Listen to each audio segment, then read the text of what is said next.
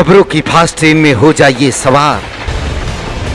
30 minute में बिहार झारखंड की हर खबर, राजनीति, अपराध, खेल, मनोरंजन से लेकर व्यवसायिक जगत पर नजर।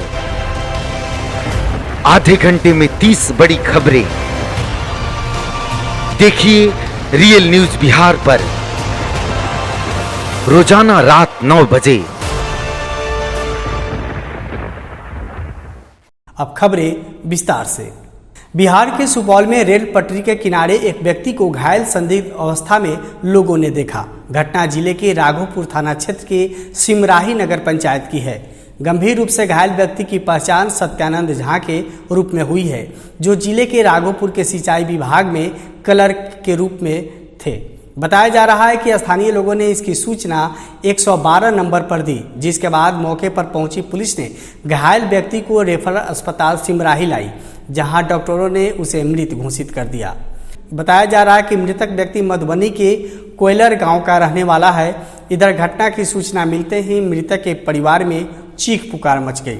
वही घटना के बारे में पुलिस जांच में जुट गई है कि आखिर ट्रेन से कटकर उसकी मौत हुई है या फिर घटना के पीछे और कोई वजह तो नहीं है। कॉल किया हम एक सवार को, बोला 1 घंटा टाइम लगा, 1 घंटा टाइम लगा दिया, लेकिन आया, बोले का आया।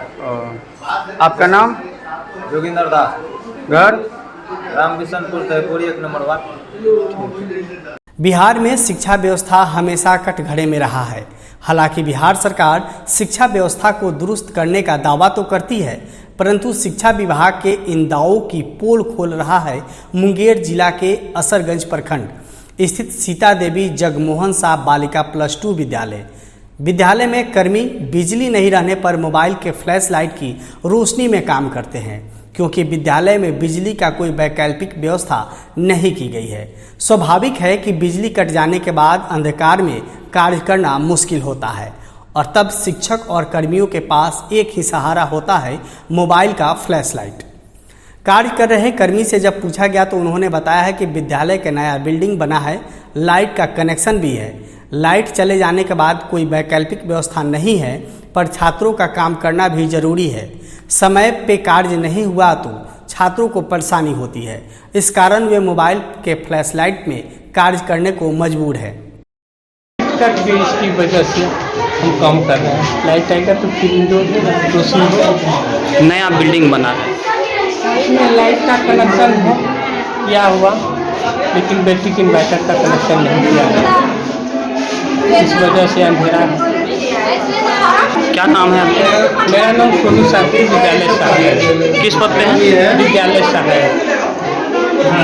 इस कलयुग में भी श्रवण कुमार है। जी हाँ, एक ऐसा ही बेटा देखने को मिला है जो श्रवण कुमार से कम नहीं है। बिहार के मुंगेर में कच्ची कंवरिया पथ पर देखने को मिला है, जहां कलयुग के श्रवण कुमार कांवरनुमा बहंगी पर वृद्ध मां को बाबा धाम ले जाते दिखा। यह नज़ारा लोगों और कांवरियों के लिए कौतूहल का विषय बन गया है। मुंगेर जिला अंतर्गत कच्ची कंवरिया पथ पर सुल्तानगंज गंगा घाट से जल लेकर बाबा धाम जाने का सिलसिला शुरू हो चुका है। इस दौरान विभिन्न रूपों में कांवरिया बाबा धाम जा रहे हैं। खगड़िया जिले के एक ऐसे ही कांवरिया है जो चर्चा का विषय बन गया है, जो श्रवण कुमार की तरह ही अपने वृद्ध माता को बहंगी पर बैठाकर 105 किलोमीटर लंबा सफर पैदल निकल पड़ा है। वहीं श्रवण की भूमिका में रंजीत ने बताया है कि पिछले साल उनकी मां बीमार थी और वो बाबा धाम जा रहे थे। तभी उन्होंने संकल्पित किया कि अगर उनकी मां ठीक हो गई तो वो अगले वर्ष मां द्रौपदी देवी को बहंगी पर ले जाकर बाबा धाम जाएंगे। इसी प्रण को पूरा करने के लिए वे अपने 2 भाइयों और परिवार के साथ माता को कांवरनुमा बहंगी पर बिठाकर बाबा धाम जा रहे हैं। इस कांवर यात्रा में पूरे परिवार सहित दोनों भाइयों का सहयोग मिला है। बाबा के दर पूजा करने के लिए जा रहे हैं। तो 3 बेटा आपके पास होता है। कैसा खुशी महसूस हो रही है? बाबा से यही प्रार्थना करता है कि हमको ठीक। मेरा पढ़ना यही था, मेरे बाबा से विनती था कि मेरी माँ अब की बार बच गया तो मैं लेके जाऊंगा। मेरी मनोकामना पूरी हो गई। मैं अपनी माँ को लेके जा रहा हूँ। क्या हुआ था माँ को? मेरी माँ सीरियस में था। हाँ, कितने दिन बीमार रहे थे? वो एक साल से बीमार था। बेड पे सोई हुई थे तो हम कमर लेके जा रहे थे। उसी टाइम हम इनको बाबा से अर्जी किए थे तो बाबा मेरा पूरा कर दिया था, इसीलिए मैं माँ को लेके जा रहा हूँ। नरकटियागंज में भालू के हमले से एक 42 वर्षीय महिला गंभीर रूप से घायल हो गई। घायल महिला का पहचान मानपुर थाना अंतर्गत चक्सन गांव निवासी सुंदरकली देवी के रूप में की गई है। बताया जा रहा है कि सुंदरकली देवी जंगल किनारे खेत में रोपनी कर रही थी। इसी बीच शौच जाने के दौरान जंगल से एक भालू निकलकर उस पर हमला कर दिया। महिला द्वारा शोर मचाने पर खेत में मौजूद लोगों के पहुंचने पर भालू भाग गया। वहीं भालू के हमले से महिला सहित चेहरे सहित शरीर के कई स्थानों पर गंभीर चोटें आई है। घटना के बाद स्थानीय लोगों की मदद से महिला को आनन फानन में नरकटियागंज अनुमंडल अस्पताल लाया गया, जहां चिकित्सकों के द्वारा प्राथमिक उपचार के बाद बेहतर इलाज के लिए बेतिया रेफर कर दिया गया है। घटना के बाद पूरे गांव में दहशत का माहौल है। अरे जंगल के तीरे गई थी खेत मैंने धान रोपने के लिए, उसी में भाग निकल कर काटना चालू किया। तब तक वहाँ लोग भी था तो थोड़ा डर के मारे भागे। फिर एकजुट करके हमला किया तो अंदर फिर छोड़ के भागे। भालू हमला किया था? हाँ, भालू काट। क्या नाम है इनका? सुंदरकली देवी। आपके कौन लगती हैं? सिस्टर है। आपका क्या नाम है? मेरा मनोहर। नरकटियागंज शहर के फ्लाईओवर पर बीती रात एक 38 वर्षीय व्यक्ति की सड़क दुर्घटना में मौत हो गई, जिसकी पहचान सोफुआ गांव निवासी बद्री महतो के रूप में की गई है, जबकि परिजनों ने सड़क दुर्घटना को इनकार करते हुए हत्या करने की बात कही है। वहीं परिजनों ने अस्पताल और पुलिस की रवैये से आक्रोशित होकर सड़क पर शव को रखकर घंटों देर तक प्रदर्शन किया, जिससे घंटों देर तक यातायात बाधित रहा। घटना की सूचना पर पहुंची प्रशिक्षुक डीएसपी सह थानाध्यक्ष नवनीत कुमार ने परिजनों को समझा बुझाकर उन्हें न्याय का आश्वासन दिया और शव को अपने कब्जे में लेकर पोस्टमार्टम के लिए बेतिया भेज दिया है। खेत के बारे में लफड़ा लागल, खेत के बारे में लफड़ा लागल। खेत कहे जे जोतवा देव तो मुँगा दे हम। खेत जोतवा देनी 10 दिन भइल खेत जोतवा देनी तो मनसी आ पटवारी आ मिल के आवाजइया रमेश सारावा आ विजयया आ कृष्णनंदनवा मिल के मुँगा दिले है सो। आ 5 बजे बोलौले सो। अच्छा, 5 बजे नरकटियागंज बोलौले सन आइलें तो बेटी अब 9 बजे घात कर दिले बड़े सो। अभी ढंग से पता नहीं है। इन लोगों का कहना है कि कुछ मारपीट हुआ है और पहले से हमको इन्फॉर्मेशन मिली कि इनका एक्सीडेंट हुआ है तो इनको पोस्टमार्टम के लिए चाहिए। सर आगे मामला जांच में डाल देते हैं। सड़क भी जाम किए गए थे। आरोप लगाया जा रहा था कि पुलिस प्रशासन कोई मदद नहीं कर रही है। क्या कहेंगे? नहीं, हम लोग को जैसे ही संज्ञान में आया तो मझौलिया पुलिस ने भारी मात्रा में नेपाली शराब को जब्त किया है। थानाध्यक्ष अभय कुमार ने बताया है कि गुप्त सूचना के आधार पर की गई पुलिसिया कार्रवाई में नेपाल से कार पर ले जा रही नेपाली कस्तूरी शराब को रुलही पंचायत से तैनात पुलिस बल ने धर दबोचा है। हालांकि इस कार्रवाई में चालक और तस्कर गाड़ी छोड़कर फरार हो गया। पुलिस ने गाड़ी से 578 पीस नेपाली कस्तूरी यानी 173 लीटर नेपाली शराब को जब्त किया है। वहीं तस्करी में उपयुक्त टाटा विस्टा को जब्त किया है। थानाध्यक्ष ने बताया है कि चालक और तस्कर की पहचान कर ली गई है। दोनों थाना क्षेत्र के शेनवरिया पंचायत निवासी है। पुलिस तस्कर और चालक को पकड़ने के लिए छापेमारी कर रही है। अच्छा किया गया जिसमें शराब लदे होने की सूचना थी और नेपाल से लाने की सूचना थी। उस क्रम में उस गाड़ी का चालक और उसमें एक और आदमी था, एक व्यक्ति और था शराब तस्कर। गाड़ी छोड़कर रुलही के पास भागने में सफल रहे, लेकिन गाड़ी और उसमें लदा शराब पकड़ा गया है। शराब कुल 578 बोतल है, प्रत्येक 300 ml का, और उसकी कुल मात्रा 173 लीटर 400 मिलीलीटर।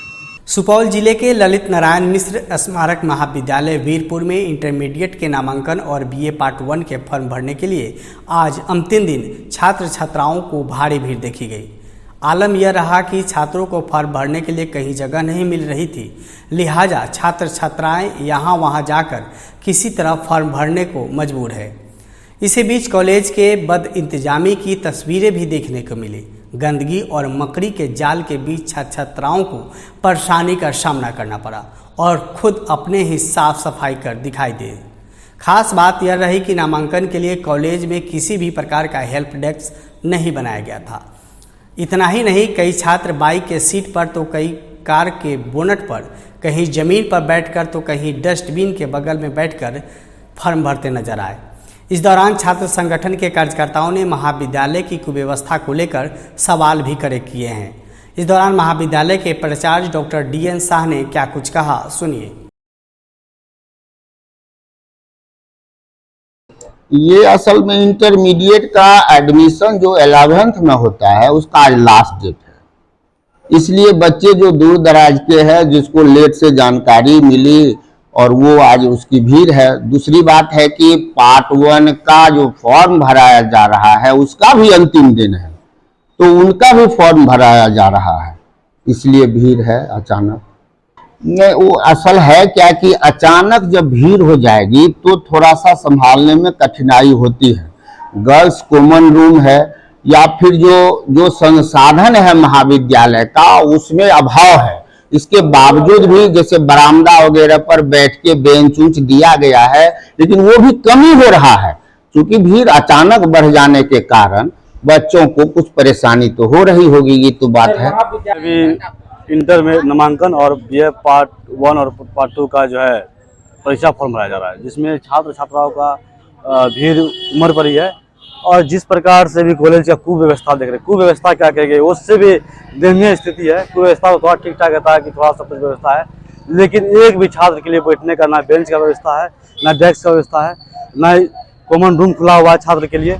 और सभी छात्र छात्रा निरंतर इधर से उधर बैठे हुए हैं, कोई कार पे फॉर्म भरने, मोटरसाइकिल पे फॉर्म भरने, किसी भी तरह का कोई व्यवस्था नहीं है। साफ सफाई के मामले में तो 0% सन्नाटा, सिर्फ बोलने के लिए हल्ला कर करके बोलते कि हम ये करते हैं वो करते हैं, हम आए तो ये हो गया, लेकिन ऐसा कुछ बदलाव नहीं हुआ है। इससे पहले पूर्व में सेमिनार के दौरान जो है कुलपति महोदय कॉलेज आए हुए थे, उनसे हमने आग्रह किया था कि कॉलेज का कुव्यवस्था पे जो ध्यान दिया जाए।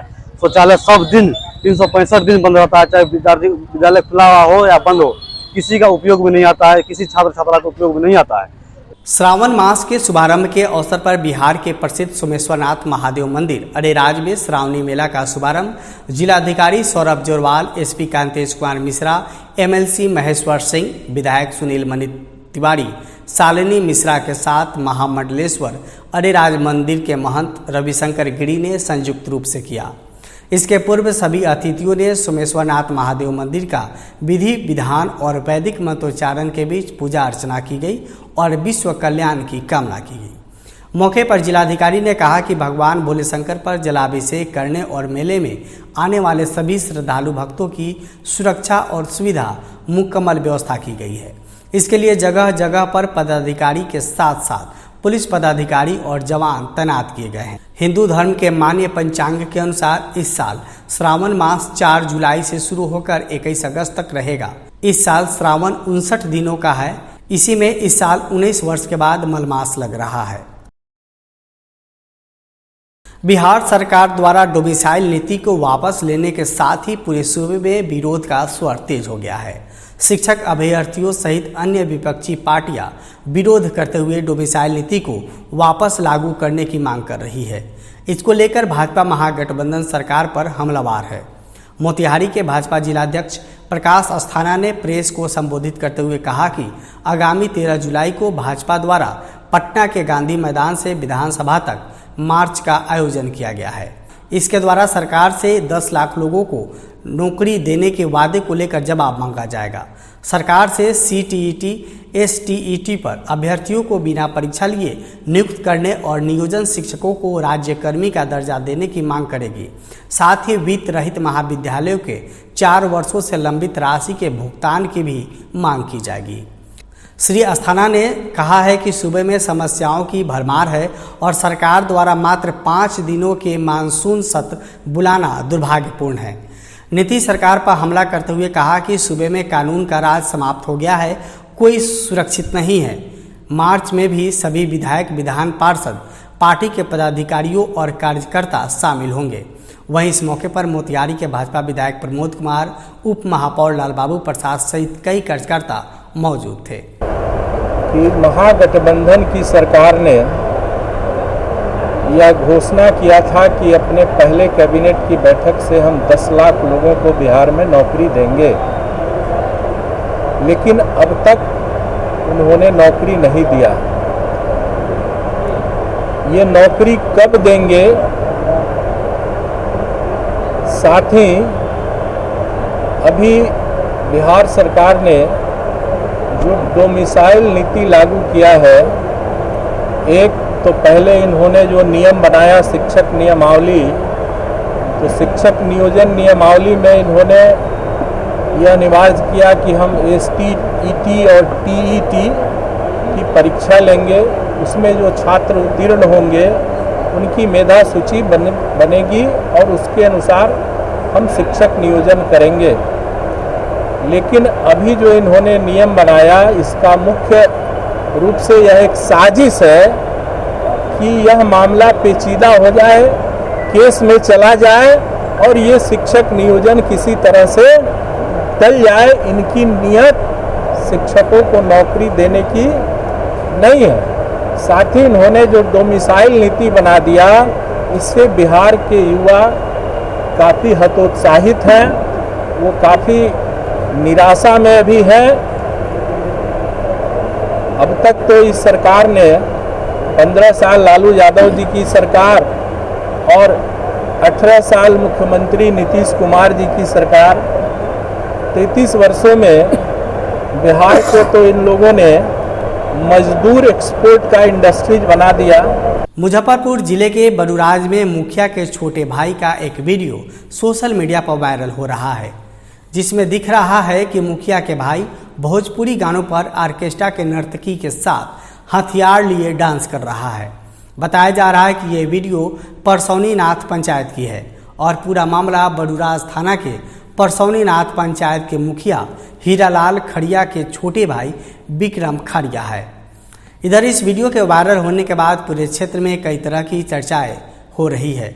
वहीं इस मामले में पुलिस जांच कर रही है। हालांकि इस वायरल वीडियो की सत्यता रियल न्यूज नहीं करता है।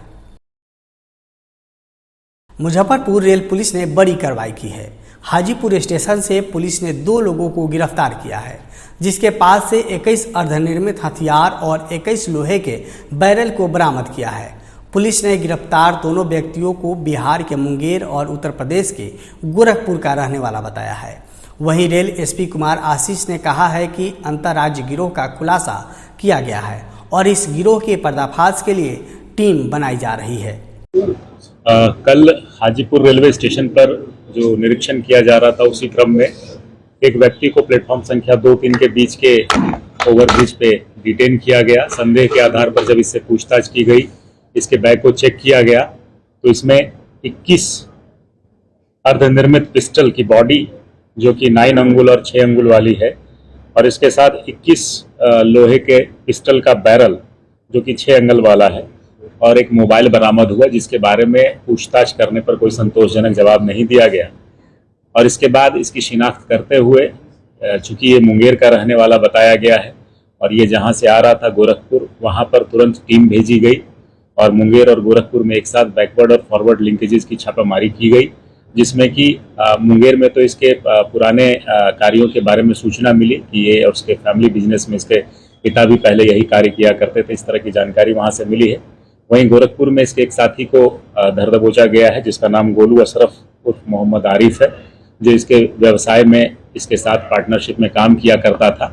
दोनों से पूछताछ चल रही है और जो अब तक समझ में आया है कि एक अंतर्राज्यीय गिरोह हो सकता है, जिसमें कि बिहार, झारखंड, यूपी और बंगाल तक इसके तार जुड़े हो सकते हैं।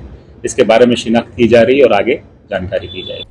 आज के लिए इस बुलेटिन में बस इतना ही। देखते रहिए रियल न्यूज बिहार। अगर आप हमें स्मार्टफोन पर इस खबर को देख रहे हैं तो सब्सक्राइब, लाइक और फॉलो करें। नमस्कार। राजनीति के दाव पेच हो या हो खेलों की राजनीति, बात हो सिनेमा की चकाचौंध की, या हो जुर्म के अत्याचार की, आम हो या खास,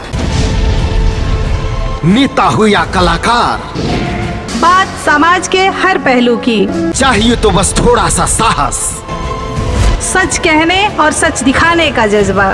इसी हिम्मत के साथ हम दिखाते हैं आपका अपना news channel real news Bihar.